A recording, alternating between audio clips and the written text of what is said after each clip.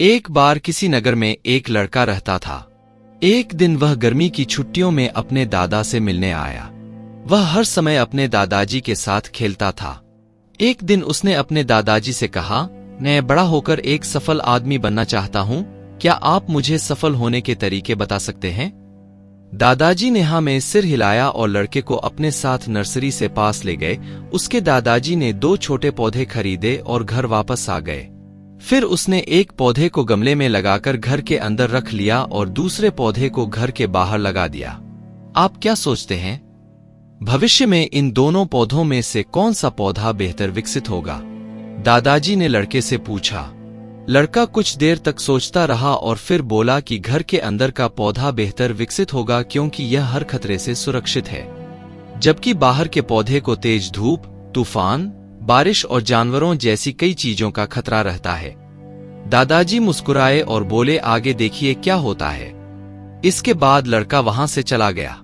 4 साल बाद लड़का फिर से अपने दादाजी से मिलने आया। जब लड़के ने अपने दादाजी को देखा तो उसने उनसे दादाजी से पूछा, पिछली बार मैंने आपसे एक प्रश्न पूछा था कि जीवन में सफल कैसे बने, लेकिन आपने मुझे कुछ नहीं बताया।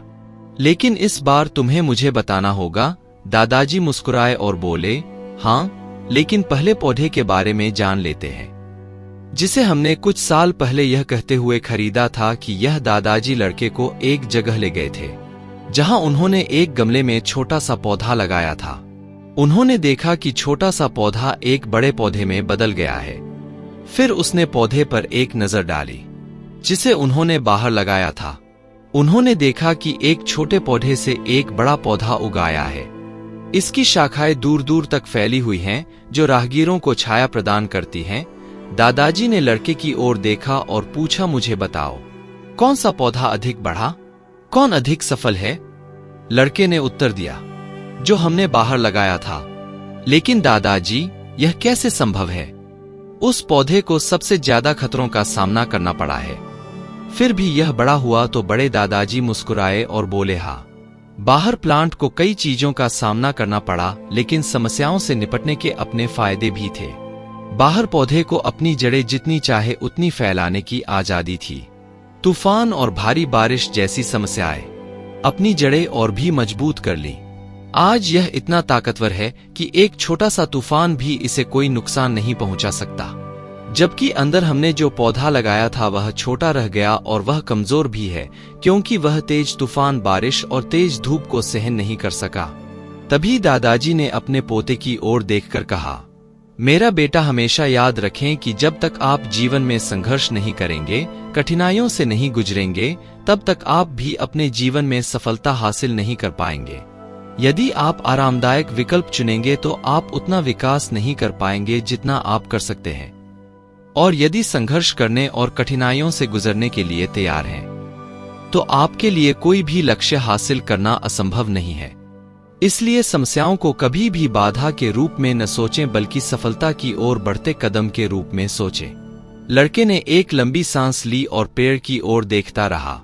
उसके मन में दादाजी की बातें गूंज रही थीं।